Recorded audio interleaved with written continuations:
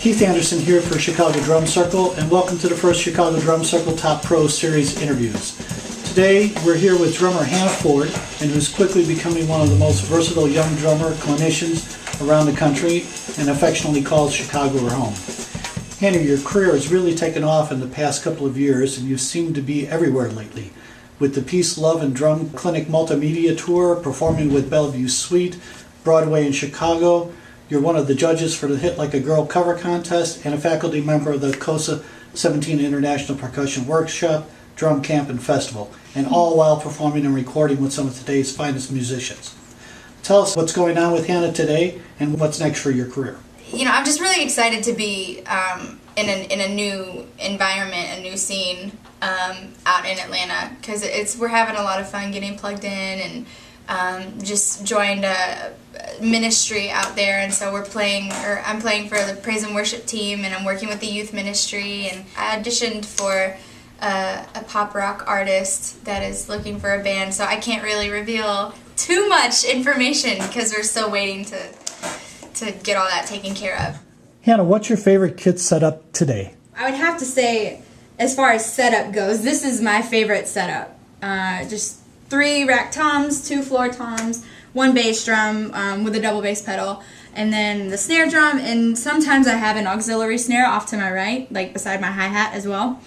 And then lots of crazy cymbals and toys, but I also have a Blue Ocean Sparkle New Classic, which is a very, very simple 1 rack tom, 12-inch, and then 2 floor toms, a 20-inch bass drum, and then an 18-inch bass drum off to the right as an auxiliary bass. Definitely this one is my favorite just because it gives you so many more options, because it's just bigger. So you have a lot more options on different things to use for different occasions, and but I love my New Classic kit too. It just sounds beautiful. Well, Hannah, tell us how you started drumming and who were your biggest influences? I first started drumming when I was 7. I was in the 3rd grade, and the language arts and reading teacher that I had, she was also the director and the founder of the percussion group that was based out of our school, Diane Downs. And the Leopards, it's the Fabulous Leopard Percussionists is what the group was called. And listened to Carlos Santana and Stevie Wonder and John Coltrane and just tons of different artists.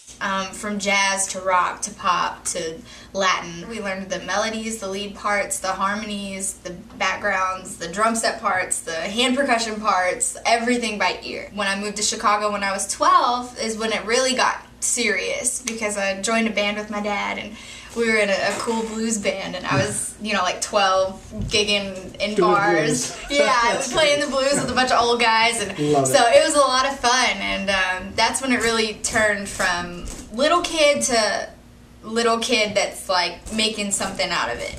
And then went off to high school and started reading, and it all just kind of progressed from there, and then started playing jazz a lot, and junior year studied with Paul Wertico, and so it all just kind of progressed as I got older. But yeah, I started at the tender age of 7, and I fell in love with it, and here I am now. Because I've done so much studying across the board, I've been influenced by a lot of people.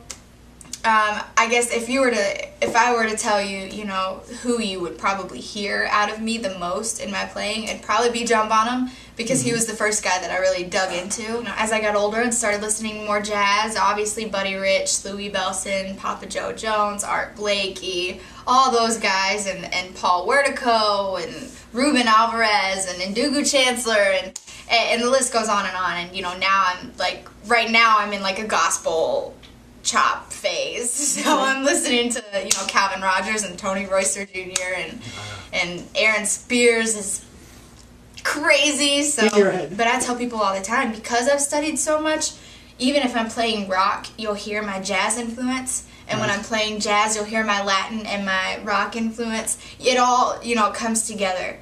So I force on my students. I'm just like, I stress on it all the time. I'm like, please study, please don't be closed-minded, because it will only enhance your playing. Right. It can only help you to learn more. That's the key, is to just really study, and dig deep and practice and just focus on being versatile, because it can only help. When was the defining moment when you realized, I made it, and this is really my dream job. Because I'm so young, I know I still have so much more to do and I have so much further to go.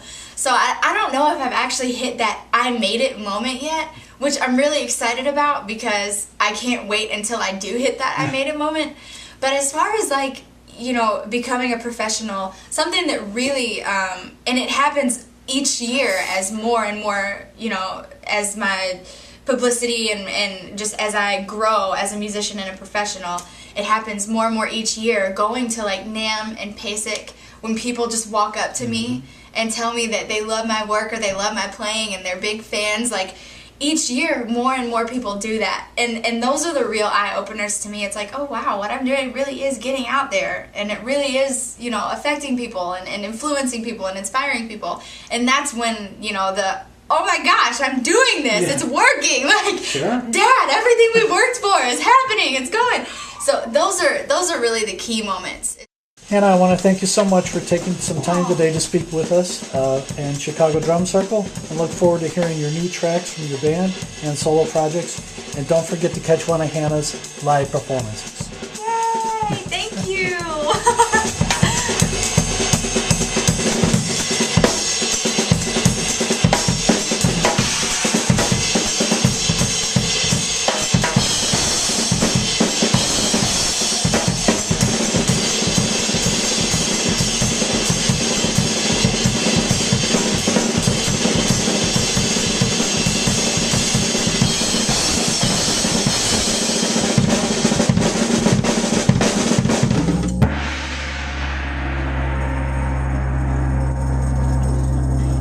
Chicago Drum Circle!